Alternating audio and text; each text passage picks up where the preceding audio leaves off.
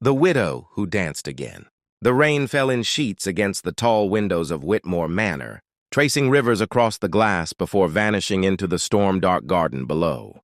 The once glorious estate stood cloaked in silence. Its grandeur faded into something closer to a mausoleum than a home.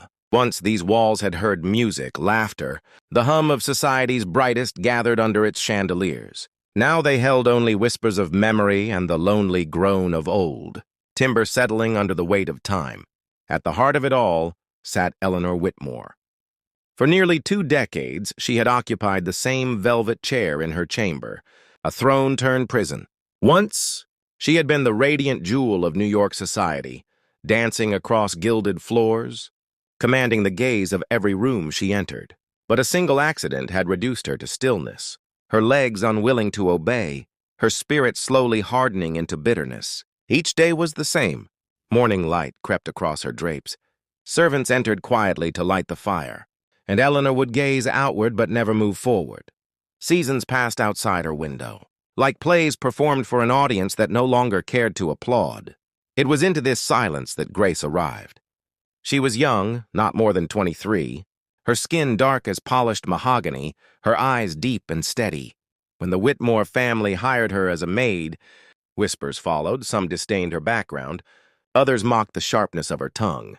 But Grace moved through the manor with a quiet authority that unsettled the old order. She was not easily broken, not by cold halls nor by harsh words. Eleanor disliked her at first. This girl, with her firm hands and clear gaze, seemed to carry something dangerous into the room. Possibility. Eleanor wanted no part of it. She demanded her chair, her routine, her silence. She wanted to wither in peace. But Grace would not allow it.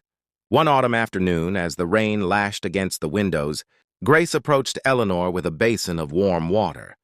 "Mrs. Whitmore," she said gently, "let's stretch your legs. Just a little. For circulation." Eleanor's reply was sharp. "Pointless.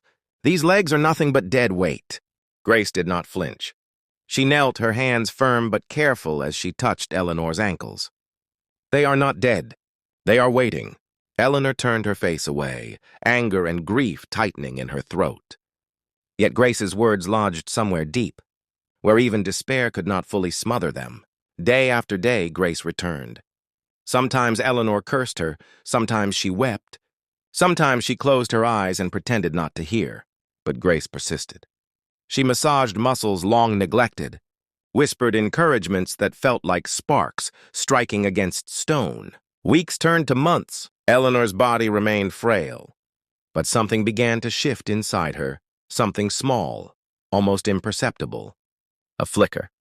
A question. What if? One evening, the firelight casting long shadows across the chamber, Grace spoke with unusual firmness. "Mrs. Whitmore, stand with me." Eleanor laughed bitterly. "Cruel girl, do you wish to watch me fall?" "No," Grace said simply. "I wish to watch you rise." Silence filled the room, broken only by the crackle of the fire. Eleanor's heart pounded in her chest, a rhythm she had not felt in years. With trembling hands, she allowed Grace to pull her forward. Her legs shook, the weight unbearable, and for a terrifying moment, she thought she would collapse. But Grace's arms steadied her, strong and unwavering. Then, miracle, Eleanor's feet touched the carpet. Her knees buckled, but they held. She was standing, not alone, not strong, but standing nonetheless. A sob tore from her throat. Her hands clutched Grace's shoulders, her breath ragged. She was alive again. It was then that Daniel entered. Her son, grown into a sharp-suited lawyer hardened by the world, had come expecting to find the same fragile mother he always pitied. Instead, he saw her upright, clinging to a maid, fire blazing in her eyes. He froze in the doorway, disbelief etched across his face. "Mother, how is this possible?" Eleanor's tears streamed freely as she lifted her chin. "Because I refused to die sitting down." Daniel's gaze flicked to Grace, suspicion flaring. "What have you done to her?"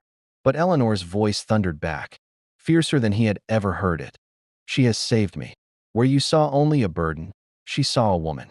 Where you brought me resignation, she brought me hope." Daniel faltered. His polished confidence crumbled. For the first time since childhood, he wept openly. pulling his mother into his arms as Grace stepped silently aside. From that night, everything changed. The manor awoke. Servants whispered in astonishment as they glimpsed their mistress, shuffling slowly down corridors with Grace at her side. Curtains were drawn back, fires burned brighter. The halls rang with faint strains of music once more. Eleanor transformed, her body still weak, her steps halting, but her spirit unshackled. She demanded the piano be tuned, reopened the long-locked ballroom, even hosted a Christmas gathering for her staff. Laughter echoed in halls where only silence had dwelt. Grace and Eleanor's bond deepened. At first mistress and maid, they became companions in the truest sense, two souls clinging to each other in defiance of despair. Eleanor often whispered, "You've given me more than my legs. Grace, you've given me my life." And Grace always answered softly, "No, Mrs. Whitmore, you gave it yourself. I only held your hand while you reached." Daniel, too, was changed. He visited more often, shedding the armor of his profession, listening to his mother's stories, laughing with her as he once had in boyhood. One evening, he offered her his arm, and together they walked the corridor, slow, halting, but triumphant. His gratitude toward Grace, though spoken only in 2 words, "Thank you," was weight enough to fill the room.